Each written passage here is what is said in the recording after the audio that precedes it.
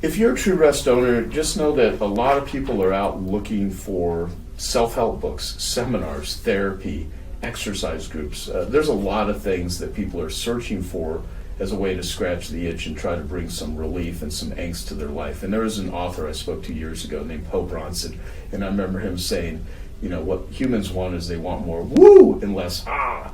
And if you just, I tend to think of things as, woo or ah. And if someone shows up and they're like in an ah state, my goal is to change the global conversation about how people view and treat addicts with compassion instead of judgment, and find the best forms of treatment that have efficacy and share those with the world.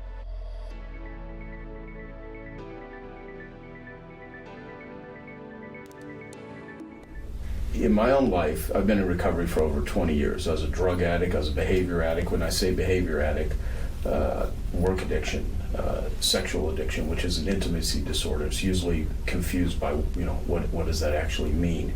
Performance addiction. There's no addict that's just one thing. Addiction is looking for all kinds of ways to scratch an itch that you don't like. And so there have been times where if I feel very triggered, or very like, I want to escape. There's that old commercial, Calgon, take me away, or whatever it is. Well, in a lot of ways, True Rest and floating is really the manifestation of that. It's like, take me away. It's like creating an environment where you can be less triggered. So I've had lots of people that are addicts that I've recommended floating become part of, their recovery.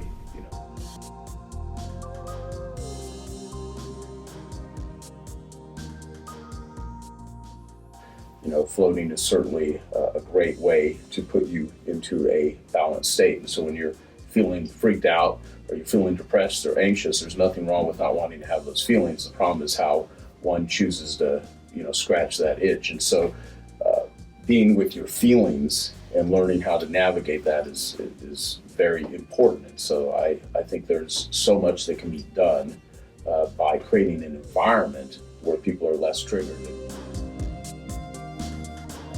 Everyone that I know in addiction recovery that has used floating, it's not the end all be all. I'm very open about, I don't think there's just one thing. I believe in order to get sober and stay sober, you need four things. You need community, you need biochemical, food, nutrition, exercise, you need the underlying trauma work, anything that helps get into your body because the issues are in the tissues. And then the fourth is the environment, based on the studies that Bruce Alexander did with Rat Park. If you've never looked up that study, look it up, it's fascinating. Is it the drugs or is it the cage? And so creating the environment, and that's where sound or silence, music, the environment, just being comforted and soothing. Because what all addiction is an attempt to soothe some sort of pain or uncomfortableness of feelings you don't want to feel. And so you can really process a lot. So the people that I know that are addicts that use floating, it is literally to enhance their recovery program.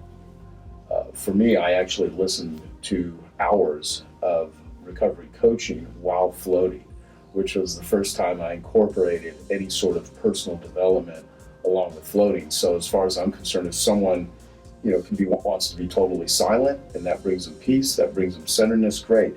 However, if someone needs to ingest anything in terms of stimulation, be it music or be it some sort of program, I think floating could be a great way to take somebody through that. And I know that's a relatively new thing that you guys have been doing, but I love it. So if you're ever encountering some sort of addict, I understand it's really difficult. In addicts' worst states, they lie, they cheat, they steal, they're a pain in the butt, they can cause a lot of damage, sometimes in severe ways to their community, to themselves, to their families. Understanding though that because someone is hurt, they have weird ways of expressing that pain. And you have an environment where you can bring people to process pain and you can give them hope, and hope heals. So if you ever have anyone that is floating in your facility that is willing to share their story and they talk openly about it, just share it by all means. It's important. So I hope you're very proud of what you're offering and what you're helping people with, and learn as much as you can about addiction recovery. You can check out Genius Recovery, which is one of the places, geniusrecovery.org. which I put together to just educate people. But there's so many good books, so many good resources, and just learn about it. And I think you'll just, continue to be such a valuable service to people that are struggling, family members and addicts themselves.